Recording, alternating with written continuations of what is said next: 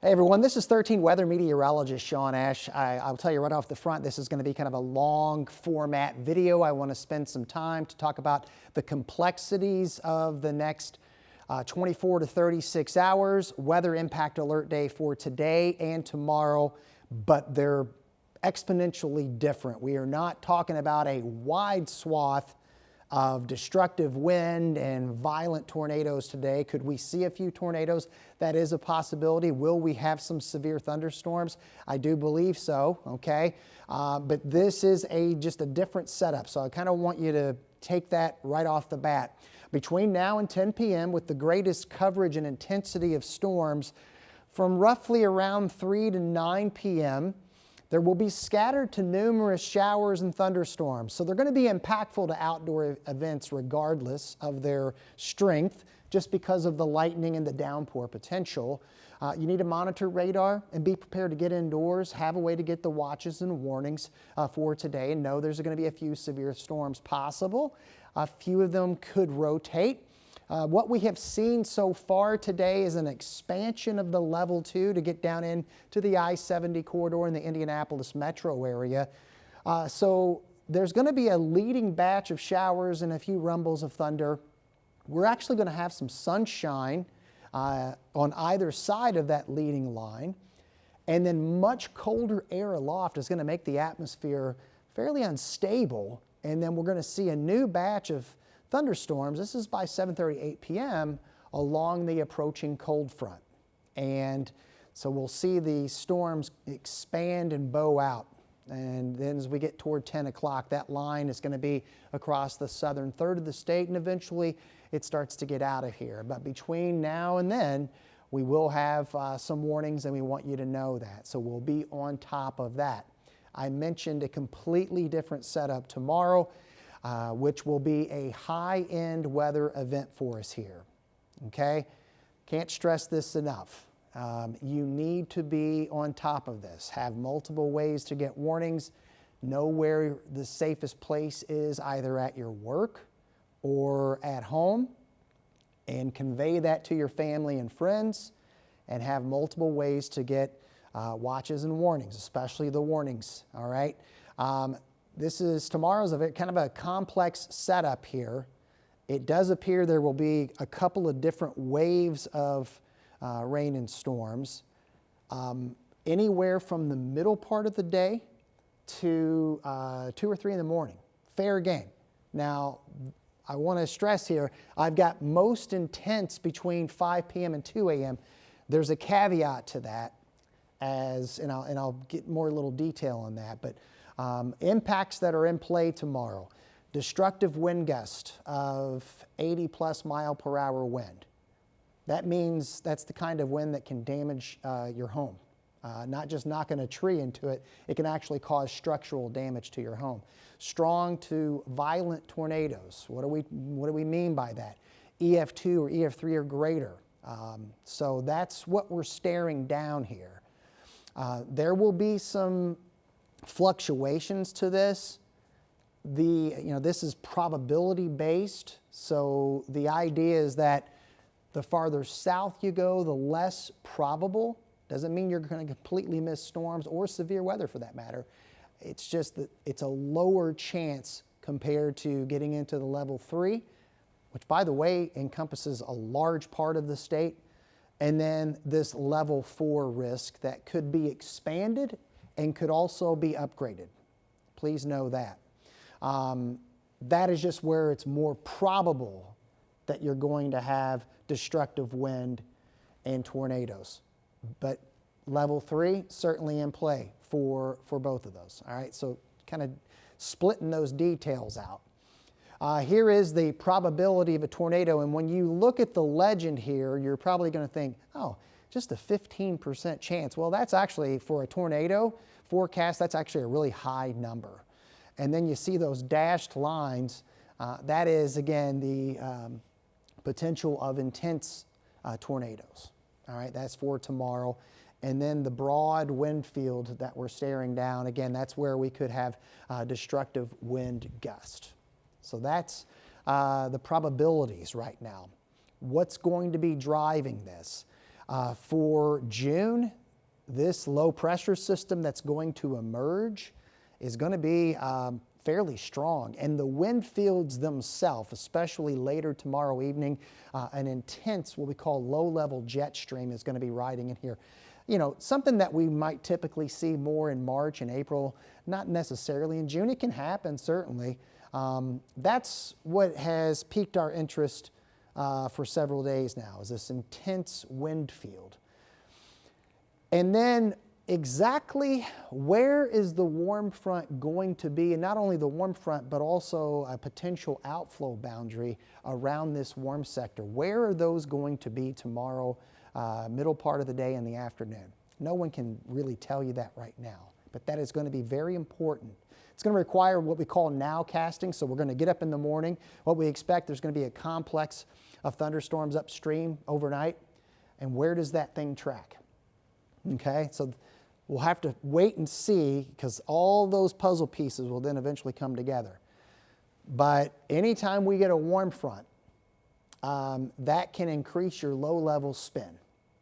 And that's why that position is going to be key the middle part and early part of tomorrow afternoon.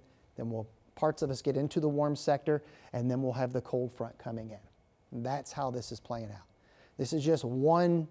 We're taking one computer model, but I want to talk about the puzzle pieces and what I've been stressing to my coworkers here and how we need to cover this is where, you know, if we do get something like this, and this will be, again, that complex in the morning, because there's going to be a bunch of lift in the atmosphere, so that may make it kind of messy early on.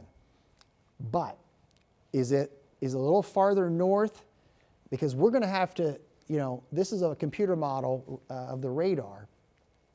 We're going to have to watch the southern flank of this. You get north of that warm front, it is just going to be a bunch of lightning and flooding rainfall, but likely not storms that are what we call surface-based. And so along that warm front and just south of it, that's where that spin gets enhanced. There is a scenario where we could have one or two strong areas of persistent, what we call updraft, or, you know, and then that's spinning along that boundary. There's a scenario where that happens early at, you know, in between the noon and 5 window. Okay? I hope it doesn't, but we have to be prepared for the possibility of that. And that very well could be near the I-70 corridor, right through the metro area. So that's a little bit of a wild card. Where is this feature, if at all? If it's not there, then that's a completely different ballgame.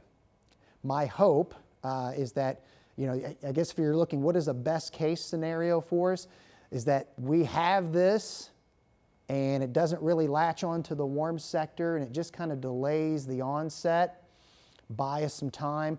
You know, look, all of the models, all of them have a really, really strong low-level wind field and a really, really strong mid-level wind field. So we don't feel like we're going to miss out on that wind field. So we'll have that first wave, and then it's waiting and watching in the warm sector around what we call the triple point, where that area of low pressures, and you get the intersection of the cold and warm front. Okay, but does that lead wave? Does it put out an outflow boundary? There's a lot of uncertainty on how that sets up. But you know, later in the evening, this is where we're watching. And that's where we'll see numerous thunderstorms, likely a lot of them being severe.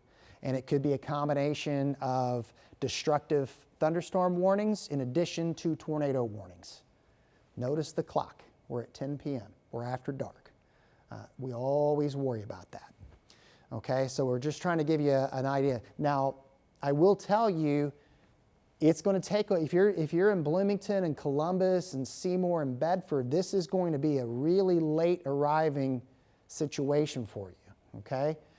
Possibly multiple rounds here in the central northern part of the state, and until we can get that cold front through here, severe weather in play. Now, I said lower probability south. That definitely is true, but you need to be on top of this in southern Indiana as well. Because again, and I know it's overnight, yes, but the wind field ramping into this keeps the spin potential in play. I guess if there's one mitigating factor is how much low-level moisture do we truly have. Some of the modeling suggests, we're going to have a dew point of 70 plus. Yeah, the lower the dew point, the better for us, especially for the overnight deals. But if we get into a situation where we are truly 70 plus on a dew point, then that is going to keep the strong tornado potential in play even through the overnight. So that's what we're looking at here. All right, there's the front. Again, this is one model, but that's by 3 a.m., everything lining up closer to the Ohio River. And then once the front moves through, the severe weather show will be done. And then it's a matter of, I hope we don't have a lot of damage, but the setup suggests that there is going to be, at minimum, swaths of destructive wind, but the likelihood of a couple of intense tornadoes within this area here, all right? All I can tell you is that we are going to do our very best to keep you prepared and do our very best to keep you as safe as possible. Some of this is going to require you, though, to kind of, again, know your surroundings on this. Know where you are. Do you need to alter some plans? Those are things that you're going to have to discuss with your family on this one. All right, so this is, again, just kind of giving you more of a text format of what we talked about. Morning and midday, do we have a storm complex? Okay. Does it produce, latch onto that warm front? Have to wait and see. That is one scenario. And then that late afternoon through the evening into about 2 a.m., that's when, again, we'll have the numerous storms, the potential of those destructive wind swaths, and strong tornadoes embedded within all of that mess. All right. Please, we're going to do our best. This is going to be inside of a weather blog that will be updated. All right. Don't forget, we got to go through this afternoon, this evening, and then we'll continue to update you. And when we get into, we'll have updates on our WTHR streaming channel this evening. And then likely we will have continuous coverage once the system starts to get in here. We'll have updates as much as we can. All right, stay with us. We appreciate you choosing us and trusting us. We take that very seriously. We will, again, try to do our best to keep you safe. Stay with us.